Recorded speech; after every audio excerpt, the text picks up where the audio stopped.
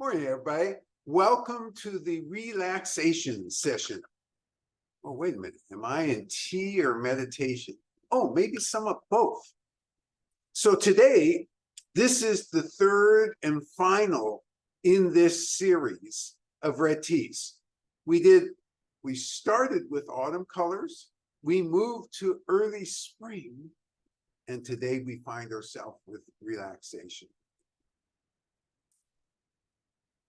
In golf, that's the game of golf, if you turn in a wrong score at the end of a round, you automatically get disqualified. There ought to be a similar protection for tea drinkers. If you enter a shop or you enter a place to buy tea, or you talk to somebody who knows about tea or claims to know about tea, if they can't give you basic information about tea, there's a problem. What's my promise to you today? I promise by the end of this session, you'll have much more understanding of ancient tree tea. You'll have a deep understanding of how to brew this tea, and you'll have some information on the environment or the terroir of where this tea comes from. So let's get started. Red tea. We already know the mechanics in red tea. In fact, let's do a quick review though. You pick a green tea leaf, beautiful green tea leaf. And then somehow that ends up becoming red tea. Now, is that because the leaf turns red? Or is that because the tea liquid turns red? Let's review that process again.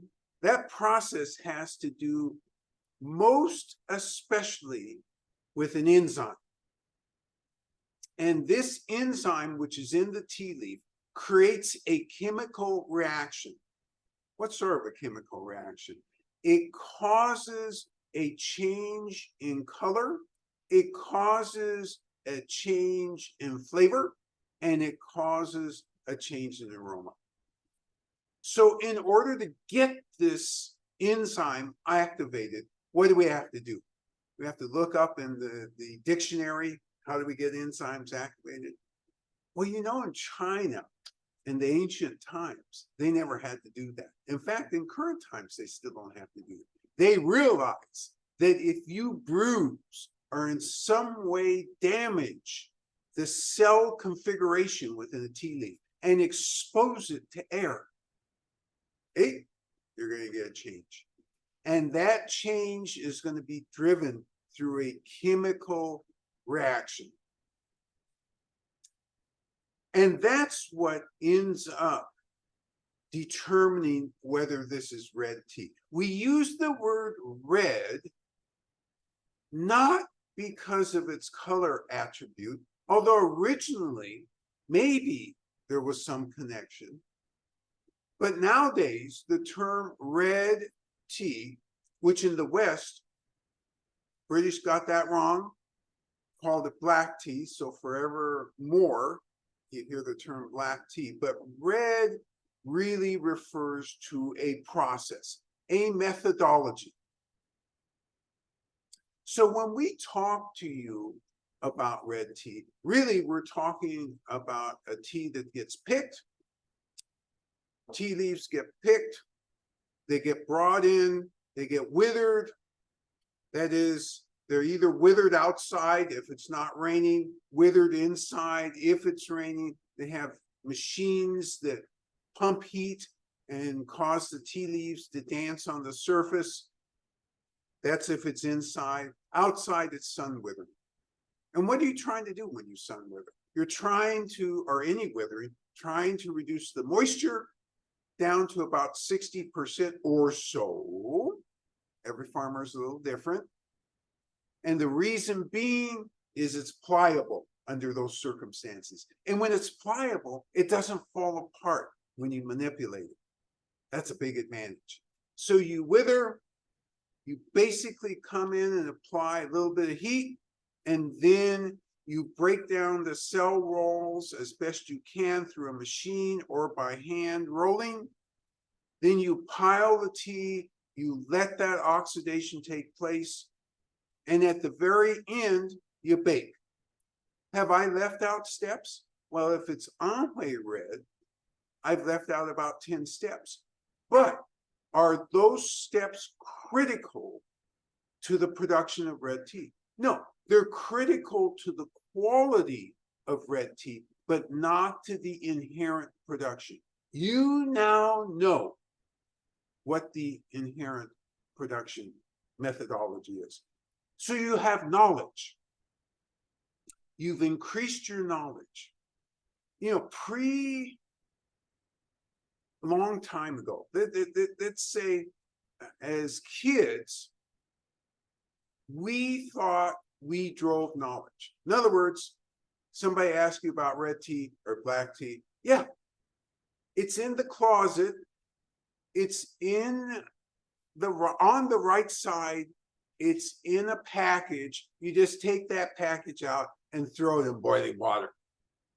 Oh, and by the way, the name of that package is Lipton's. Oh, did I say that on this broadcast? Oh, well, that was history, right? And so at that point, the important part of agency was desire. Hey, I'm in the mood for black tea. The important part of knowledge was, oh, it's in that cupboard on the right side. Oh yeah, and there's another little part of practice there. You got to use boiling water. If you throw it in ice water, it's just not going to do it for us. Okay, so that was the state of knowledge a long time ago. Knowledge in the West, right? And where is the origin of that knowledge? The origin of that knowledge is in industrialization of tea. What do I mean by industrialization of tea? So the British, oh, they're going to be a target so many times today. Let's see if I can just give an overall target so I don't have to bring them up again. The British in India, they thought, and this was, by the way, in response to the fact that gold and silver was flowing out of England, flowing into China. Opium tea was going back to Britain. And so the British wanted to start to control that trade because tea was getting so popular in England. So as an attempt to do that, through nefarious means, they learned and stole information from China about how to produce tea. And then they applied industrialization to that process. And so they got the least common denominator so that they could produce in row after row after row, monoclonal. They didn't really care because remember I said LCD, least common denominator. They simplified it to a standard where everybody could do it. And then they mass produced. That's what they were trying to do. And so that's why in the West, we had the dark ages in tea, because we started to consume it in a way that left the craft of doing tea and left the craft of doing tea in China. Over time, we started to discover, wait a minute, there is some value to craft tea. So instead of the agency, the main player being you in your kitchen, the main player shifted in terms of our understanding. Hey, wait a minute, loose leaf tea. Oh, that means the farmer's got to do a good job.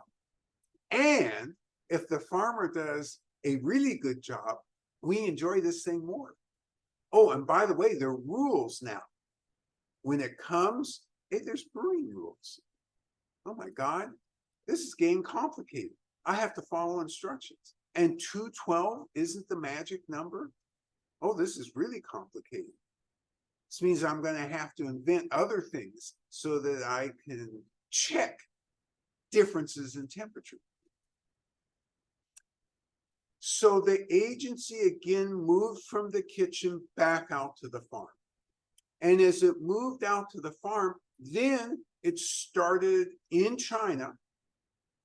And certainly Sophie's is an example of this here, that agency started to really reside in the tea shops, who understood and had gone to the tea fields, who understood and had relationships with the farmers, and with the tea industry in general, with tea masters, brewing masters, and started to gather this information together to give everybody magic cups of tea.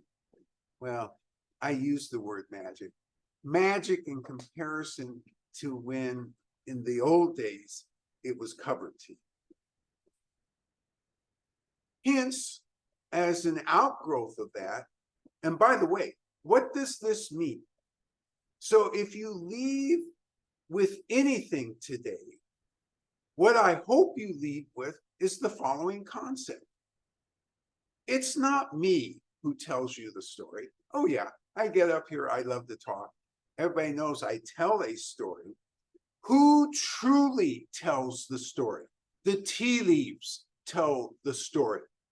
That's where the real story resides. Here we curate the tea leaves. We go and we bring back the tea. And we bring back tea that we know for all of you will be interesting. Interesting is not equivalent, oh, I love this tea. They brought back 325 teas. I love every one of them. Very rarely do we encounter any customers who love every one of them. But these are our children, so we love all 325 of the teas. And theoretically, we love them equally, whatever that means. That's for your own imaginations. Just like a real family. Just like a real family. Yes, I love it when the film producer helps me out. So, the one thing again to take away from today is the tea leaves tell the story. So agency from you in the kitchen to now, oh my God, a shared agency, starting with the farmer, going to the tea brewers, masters, coming through tea owners, tea shop owners, and getting to you, along with the information how to treat this tea. Hey, didn't I start talking about this a couple weeks ago? But I use different terms. Let's see. I'm kind of trying to remember what those terms were. Knowledge and experience. Oh yeah, I used one of those, and I used use and practice. Oh yeah, I did use that. And taste. And how did I rate everything? I said when that K&E is huge, you're really good. Knowledge and experience are the key things. Use and practice of that knowledge and experience is important because that solidifies. So what is equivalent to the use and practice? The skills of brewing. The skills of evaluation. How about taste? What if I'm a really good taster? My credentials are, I'm the world's #1 taster. Wow. Remember, you're downstream. So if somebody takes that beautiful relaxation and instead of using 170-degree water, uses 212-degree water and brews it for 20 minutes. You're the taster, remember? You're the world's #1 taster, and you get this thing. What's your evaluation going to be? It's not going to be a good evaluation. So why am I going down this road? Because I'm trying to show you knowledge and experience, use and practice outweigh everything else. Believing and understanding that the tea leaves tell the story outweighs everything else. And this is a surprise, right? Because one would think, oh, just generalized knowledge about tea ought to be enough. You know, if I go into one of those small shops and they tell me, oh yeah, let's use a champagne flute, let's brew it this way, let's get it in this really weird configuration. Oh, wait a minute. Where's my knowledge and experience? That was fancy showmanship, but where's my knowledge and experience?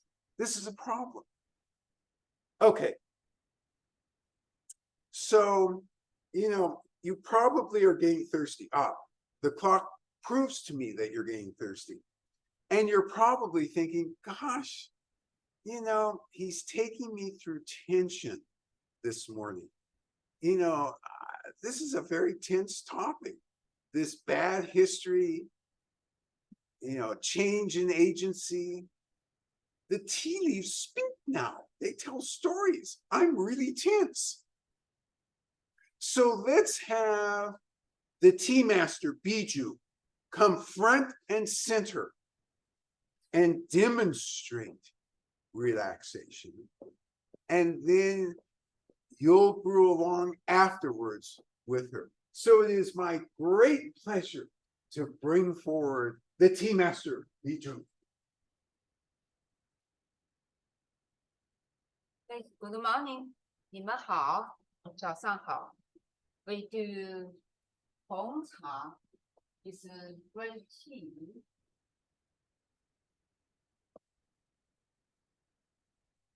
It's very important. So it's called 茶好, 茶好. Okay. So the tea leaves is another. Pick it inside, you know, pick it, you know, the clean. So you can see the leaves. So yeah, this is from the incense tree. You know, I used the 6 grams. Sleep 3 minutes. Okay. For sitting on. Sorry, apologize. Yeah. 6 grams, 3 minutes, 170 degrees. Now look at this. What are these tea leaves telling you? Didn't I just say the tea leaves tell a story? Wow. Wow, lots of them. That's the first story they're telling. Oh, these look very old. Maybe ancient tree. Ancient tree, by the way, is defined as any tea tree in Yunnan over 1,000 years old. These particular tea trees are around 2,000 years old. So this is what you're getting in this tea, relaxation. So the tea master is heating up the glasses. You can use any temperature of water between 170 and 212. Purpose is to make sure the glasses are clean, are heated. And you notice she's using 3 of them. You can use 2 and that works just fine. Using 3 is a technique to help dissipate the steam. And that enhances the flavor. When you don't dissipate the steam, you ever so slightly flatten the flavor. We like bright flavor here, so we go through this process every time we make tea for you here. Is there a relationship between the age of the tea tree and the brewing temperature? Great question. Is there a relationship between age of tea tree and brewing temperature? I love this question. And the generalized answer is only a little bit. So let me explain that.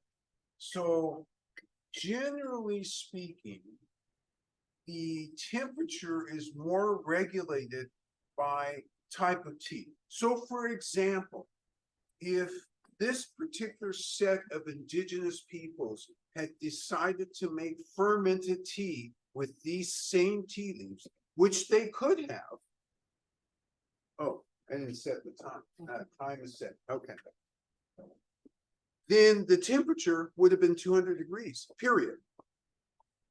The fact that they chose to oxidize instead of ferment means that a different temperature in a range, and that range would be roughly 170 to 180.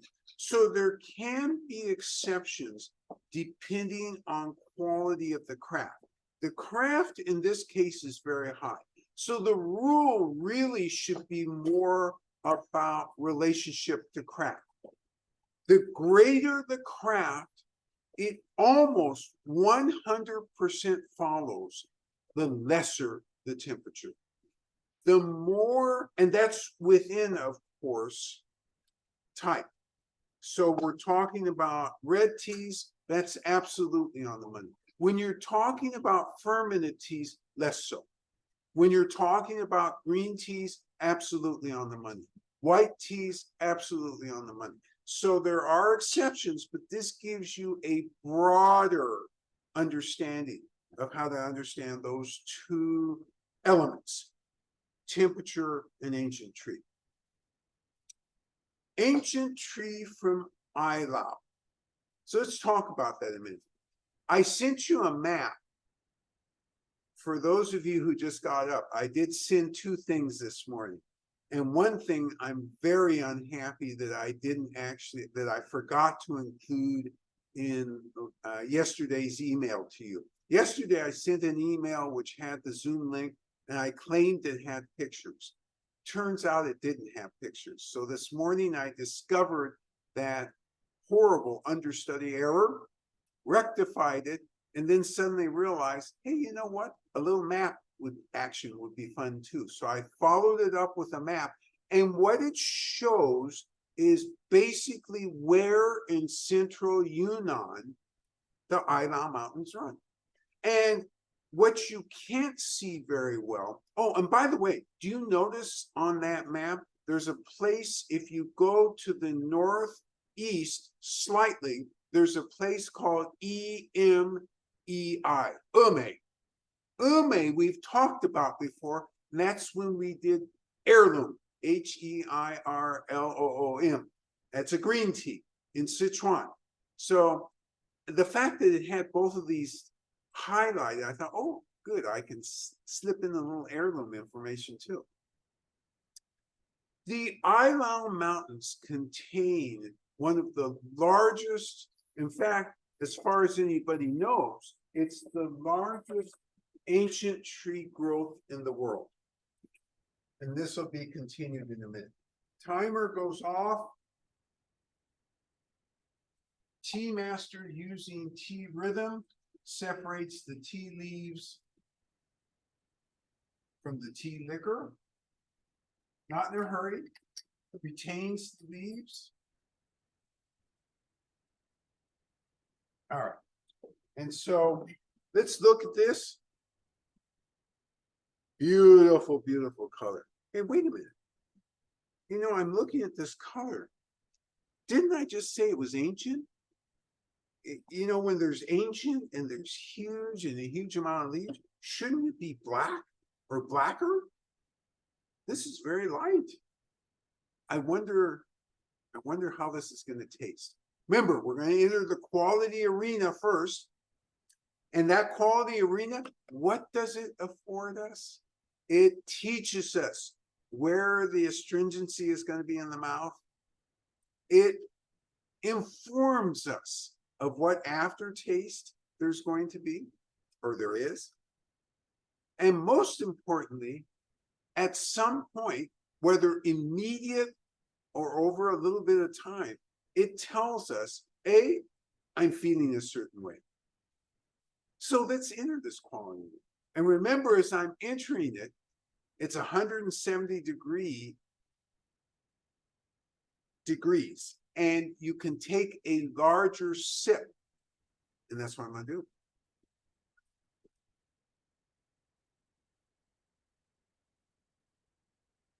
Ah. Oh, there's some flavor in this. Oh, wait a minute. That's not part of the quality assessment yet. Astringency right away. Not going to tell you where for me because it's different for everybody. I don't want to influence you, but I will tell you that astringency is available right away.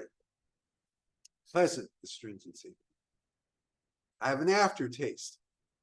Love this aftertaste. You're going to get an aftertaste too.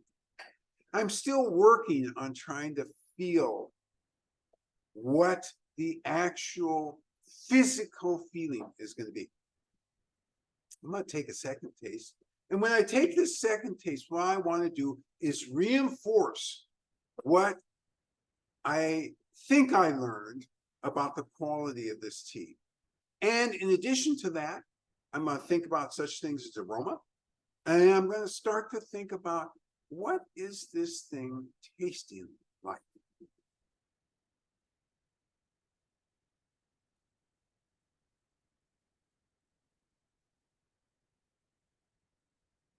Okay, I have many ideas about this. However, you guys are the boss, so you're going to tell me the ideas after you taste. So it's your turn.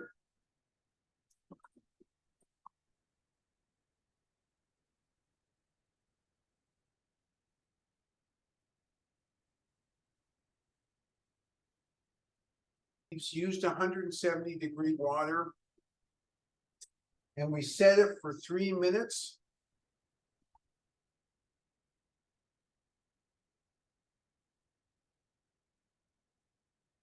And this is a beautiful, beautiful looking brew here. You have half the leaves or most of the leaves on top, quite large.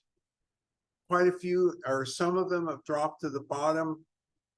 They're slowly floating back and forth. So we're in the Ailao Mountains. What's special about this area? It's got more ancient tea trees aggregated than any other area, any other known area in China. Why do I use that type of language? Because in spite of the huge population that China hasn't discovered everything within their country. And therefore, you have scientific teams going to these very remote places. And by the way, Ailao Mountains is a semi-remote place, hard to get to. And going through the mountains and exploring. It isn't, the ancient tea trees grow among other trees. They weren't planted. They self-propagated. So imagine this. If you're trying to find a monoclonal tea plantation, should be pretty easy. You're driving the road, you're looking for these huge fields, miles or acres of expanse. When you're looking for tea trees, you have to go through the darn entire forest.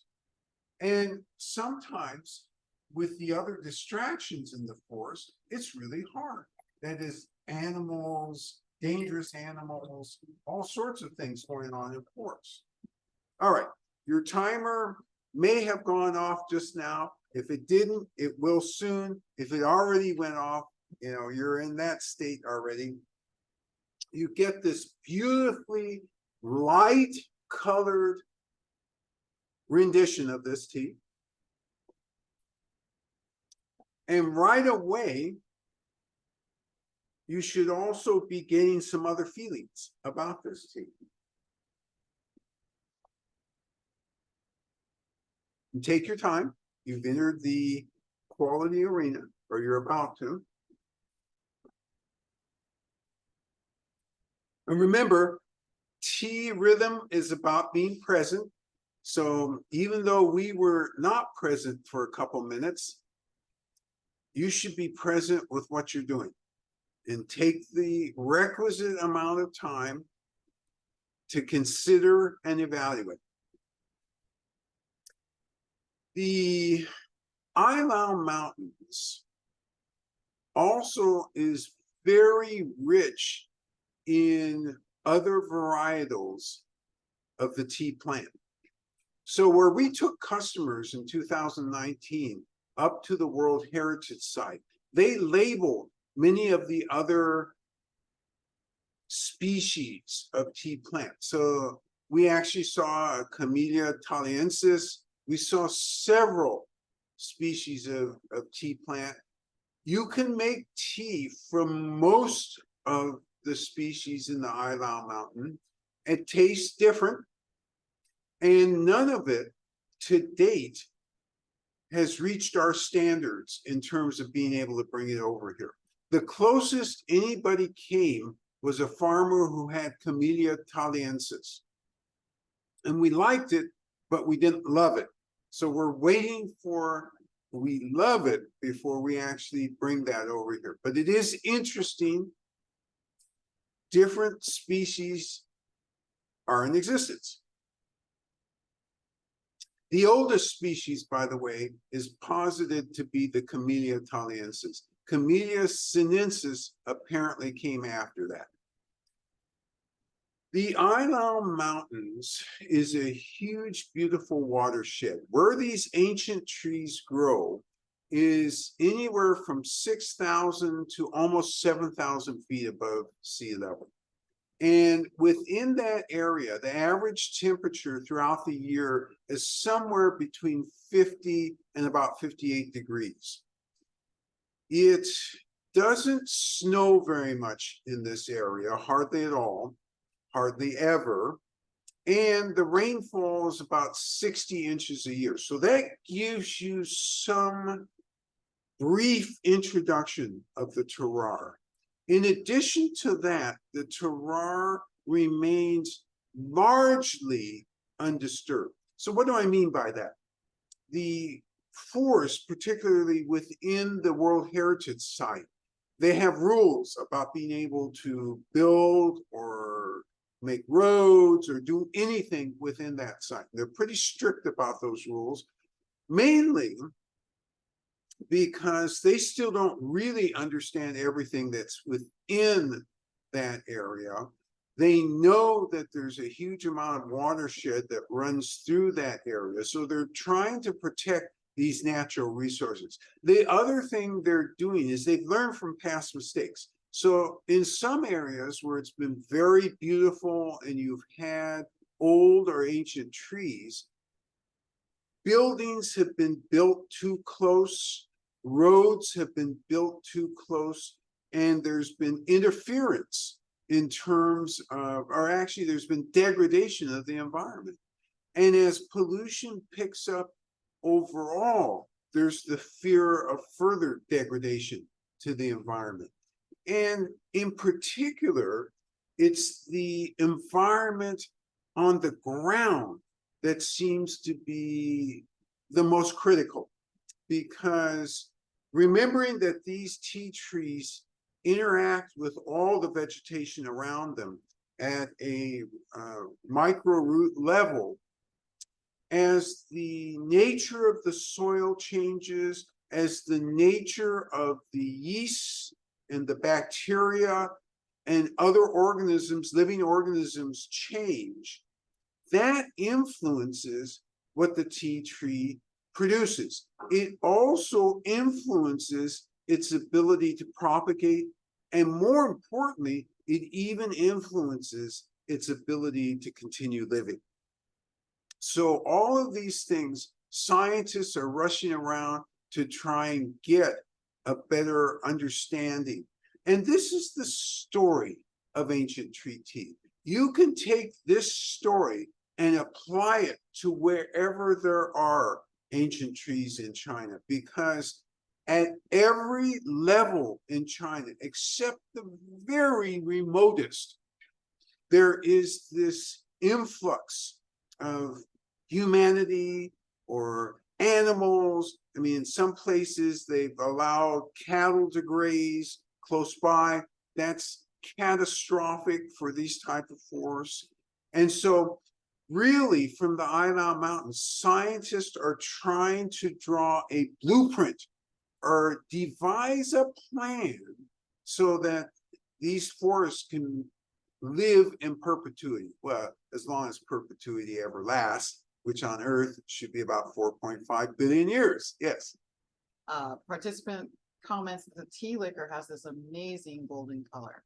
Amazing golden color. That is always the first thing that new people to the ancient tree focus on, because this color just doesn't seem like your mother's red tea / black tea. It's too light, but it's not too light. This is oxidized the way it's supposed to be oxidized. And this is the result of the way they're going about this process, as well as the age of these leaves, as well as the variety. Yes. Another participant comments, the warm leaves have lovely dried stone fruit sweetness. Stone fruit sweetness of warm leaves. Does it ever? These things, when they're warmed, when they're wet, it is they are very, very pleasant and huge aromas coming from these leaves. And that is one of the hallmarks, particularly in these villages around this wildlife area, World Heritage Site, I should say. They know how to do tea, and they've been doing tea for many generations. So their difference in the process, we talked about the process, the bones of the process earlier on. So when they oxidize about 10% less than farmers say in Anhui province or Fujian province. And that makes a difference. It makes a difference in tea color. It makes a difference in tea aroma. They have found their sweet spot for these tea trees. So every farmer, why are these rules so hard to give you a single set of rules? Because every farmer in every region is dealing with different terroir. And terroir, the way I use it, includes cultural terroir. It's not only the dirt and the alkalinity or the rainfall or the composition of the soil that counts. The surrounding plants count. What about the culture? What are people eating in each of the areas? Because what they eat will influence how they taste things. And so if they like heavier, they're going to tend to produce heavier. If they like lighter, or they're more akin to tasting all the flavors of the forest, then they're more akin to do stuff like this. Yes. Participant says it has for her a juicy swallow with dryness on the front of her tongue. Juicy swallow with dryness on the front of the tongue. I love that. Juicy swallow. It's a juicy swallow for me too.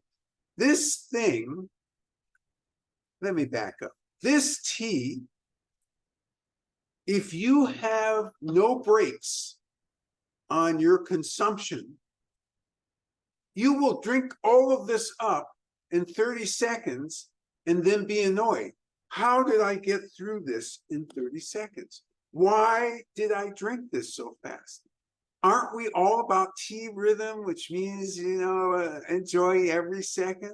Well, not when it's juicy and sweet and stone fruity and a low enough temperature. It captures you and you consume quickly.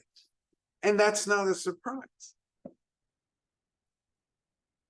So part of what I was saying a minute ago is the culture makes a huge difference. So in the Ailao Mountains, let's think about what they're eating. Are they going down to Safeway and picking up a pizza and bringing that home, throwing it on the charcoal, having a nice little barbecued pizza, and then doing their nighttime activities? The answer is no. They harvest all sorts of wild things from the forest, fungi, plants, epiphytic plants that grow on tea trees. All of these plants have stories associated with them. They're all supposed to do stuff. In one of the villages we went to, the head man of the village bent down, picked up to me what looked like nondescript grass and said, "Come here." Okay, I'm pretty obedient, especially when the order is really clear. I came over there, relax. Okay, I relax. And then he sticks it in my nose. I'm thinking, okay, I'm about to have some really interesting experience. I wonder if this is going to be a psychedelic experience. What's going to happen? And then he explains, he says, when you stick it in both nostrils, what happens is this is perceived as both a Chinese medicine and and when I say Chinese medicine, actually I should say an indigenous person's medicine from this particular area, and as a way, as a repellent. And again, what are we trying to repel? Are we trying to repel tigers and elephants? They have elephants in this area. But that's a little too little to repel elephants. Elephants need bigger repellents. Instead, these are repelling mosquitoes. They don't like the aroma of this particular plant.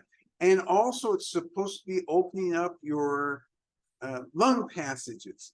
And so I walked around, and we have no public pictures of this, but I did walk around for some period of time with grass.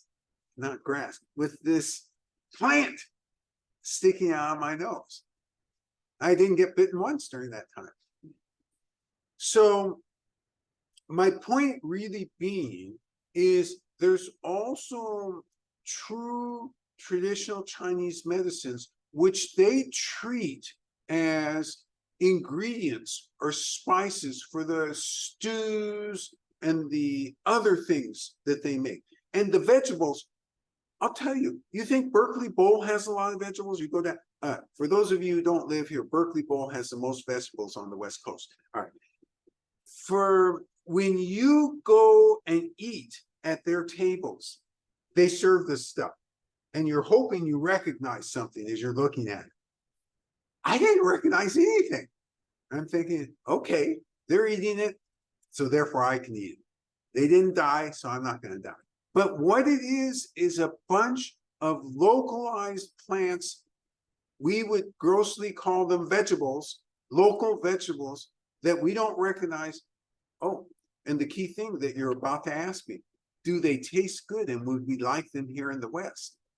They taste real good. And would we like them here in the West? Yeah, once we understood what they were, I'm sure we would sell them in the West. But they're not produced on farms. They're in the forest. Remember, these guys live, these villagers live in the forest, and their life is driven by the forest. That's how remote this is. They aren't going to some store. The local farmer, in quotes, farmers markets are way away from where these villages are. And so they make do with what they have. And it's really interesting because so many of the herbs have migrated into Chinese traditional medicinal herbs and are really have really interesting uses, but they're not using them in those doses, and they're certainly not drying them the way they would for traditional Chinese medicine. So this is the surroundings that you have in the Ailao Mountains. And this is why when they do these teas, they're looking for, from their perspective, flavor which matches their surroundings. They're not looking for, oh, this is how they do it in Yunnan Province, we better do it this way too. No. This is the salient point about tea in China. Remember, I remarked before about least common denominator, trying to put things in tea that would be less expensive and trying to make it industrialized. Yeah, let's drop a little hibiscus in, and then we can say it does this, that, and the other. Oh, let's drop a little ginger in, then we can say it does this, that, and the other. This is not what they're doing with tea in China. China has resisted that because at the local population level, they're looking, particularly as you get to the tea drinkers, they're looking for the varied flavors that these teas all bring to the table. Remember, China has 7,500 at least different varietals, cultivars of tea. Therefore, you've got 7,500 at least different flavors that are roaming around there. Who the heck needs boba and sugar to make an additional flavor? We already have that at the milk and sugar places, right? Anyway, let's see how we're doing here. Okay. So sorry about the interruption that occurred, but I believe that I kept my promise. In the beginning, I said you were going to learn a lot more about relaxation, that is the tea relaxation, than you knew before we started. You were going to know more about ancient trees. We talked about ancient trees. You were going to know more about the process of red teas. We talked about the process of red teas. And most importantly, you learn that it isn't Sophie's that tells the story. It's the tea leaves tell the story. So we've had these 3 consecutive weeks. I hope you've been able to compare notes on each of these weeks' session. They've all been red tea. They've all been distinctly different. Relaxation doesn't look at all like early spring, and it doesn't feel at all like autumn colors. You know, we've had so much fun with all this red tea. I'm just beginning to think maybe we should have another set of red teas. Does that sound like fun? Maybe we should add some sparkle and then go deep in the forest and get Acadian. And let's discuss ancient mysteries. That's what's on tap next. So we have 3 more red teas coming. So don't throw away these notes because these are going to be useful in comparison for the next 3 sessions. I salute all of you for your great comments. And I look forward to seeing all of you next week. Be safe this week. We'll see you around. Take care. Bye-bye.